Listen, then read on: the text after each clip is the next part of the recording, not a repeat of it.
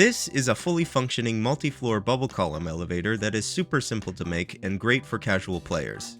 The elevator is only 4 blocks long by 5 blocks wide, and each level can be as tall as you would like, but can only have a minimum height of a 3 block tall ceiling. Just for an example here, I've used the elevator design in this hotel I made. Going past the lobby here, we go to the elevator. Here you can see on this sign it says L for lobby, and just going up it, we will go to the first floor. But if we wanted to go even higher, all we have to do is stay inside of the elevator itself, and then right click on this note block here, which sends us all the way up to floor number 2. Now we can get out of here and fully explore the floor. And then if we want to go down a floor, we just hit the note block again, and we are down to floor number 1. And this is the same for all of the floors all the way up to floor number 10. 8, 9, 10. Pretty cool. And then of course coming down, we go down to number 9, 3, 2, 1, and then lastly the lobby. Alright, so let's show you how to build the elevator. For each level in between your top and bottom layer, you will need this much redstone. So for 3 levels, you will need only this much, but for 4, you will double it, and for 5, you will triple it.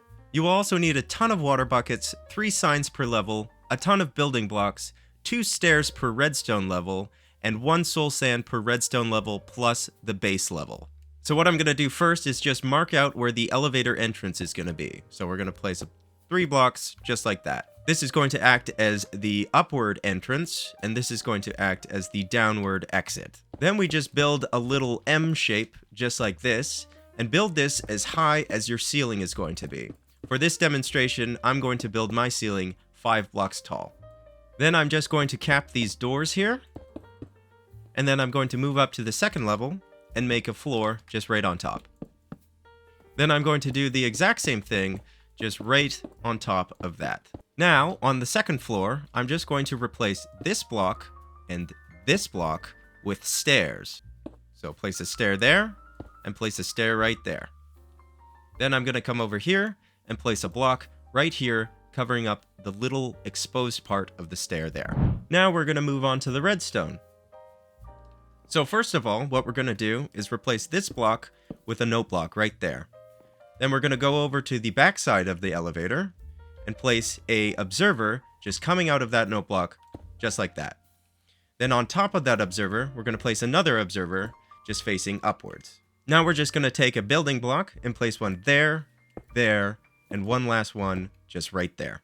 Then we're going to place 2 pieces of redstone right here and right here. And we're going to make sure that this piece of redstone is in the X formation. Then we're going to come to the front of the elevator, and we're going to mine these 2 blocks just temporarily. Stand up here, shift click onto this redstone, and place a sticky piston facing this way. Then we're going to put the block back, and we're going to put a piece of soul sand right where the stairs are. Now we're going to come over to the left side, and we're going to mine these 2 blocks, and we're going to place a piston just facing right there. And we're going to put both of the blocks back. Now we're going to move on to placing the water. So first of all, what we're going to do is replace this block here with soul sand.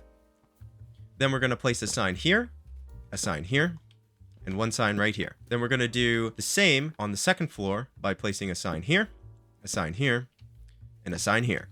Then we fill up the left side by placing a block of water here, and then by placing a block of water here. Then we fill up the right side completely, just all the way up. Once we get to the second floor, we're going to waterlog this stair, and then we're going to fill up everything on top as well. Now we're going to repeat the process for as many middle floors as we would like. So I would like 5 floors, which means I'm going to have 3 middle floors. For the 5th floor, I'm just going to create a regular entry and exit way. Now, if you would like, you can actually stop here, and this is going to work perfectly functional. So just going into the first one, we get jetted up to the second floor, we hit the note block, then we go to the third, hit it again, fourth, and lastly the 5th floor. And now, once I go back down, you can see that this block is now pushed outwards, while this soul sand block is now pushed inwards. But if I hit the note block again, you can see that they have now switched back to their regular setting. And then we can just do that all the way back down, and it completely resets the mechanism. So, this is perfectly functional if this is the only mode of transfer you have to go up and down levels inside your build, with the caveat that you're also working within single player. But I will show you a few problems that you might encounter if you do end up stopping right here. So let's say that I am playing on a multiplayer server, and that this is some kind of office building that I'm working in. And I want to work on the 5th floor.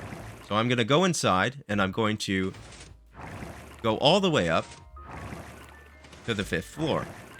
But now let's say that a second guy comes in, and he works on the 3rd floor. So he's going to go upwards in the elevator, but oh no, he gets sprung all the way up to the 5th floor.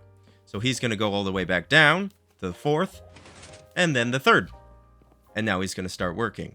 But now the guy on the 5th floor is now going to need to work on the 4th floor. So he's going to go downwards, but then uh-oh, he missed it, and he's on the 3rd floor. So he's going to have to go back upwards all the way up to the 4th floor. So it does get pretty tedious the more floors you have, and I wouldn't really recommend you use this version unless you have 4 or less floors. But let's say you wanted to use this in a building that has 100 floors. Well, luckily for you, we can upgrade it. Now, it's going to be a little bit more expensive, but luckily it's still very simple to do. So, coming back to the back side of the elevator, we're going to look at this block here, and we're going to go over to this corner and place a light bulb right there. Then we're going to take a block, and we're going to place it to the diagonal of that light bulb. And right on top of the light bulb, we're going to place a piece of redstone dust. Right below this block, we're just going to place a temporary block, and then a block right underneath that. Then mine this block, and then place a comparator facing into the light bulb. Then we're just going to place a temporary block to stand on, then place an observer detecting this comparator facing into this block right here. After that, we are just going to place a repeater right on top of the observer and set that to 4 ticks. Then we're going to move over back to the front of the elevator, and we're going to make sure that this block is pushed out, as well as the soul sand block right here. We're going to push that one out just right there. Then we just repeat that for every single layer. Now, anytime you enter the elevator, once you hit this note block here, it's going to open and then immediately close back to its original state. And this works for both sides. Now it's time for the finishing touches. I like to add 2 little glow signs right here to indicate upwards and downwards.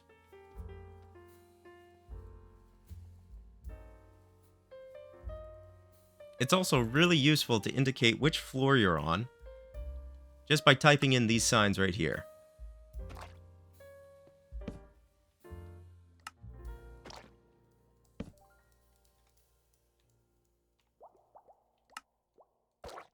And now you have a super simple, super functional bubble column elevator for your world.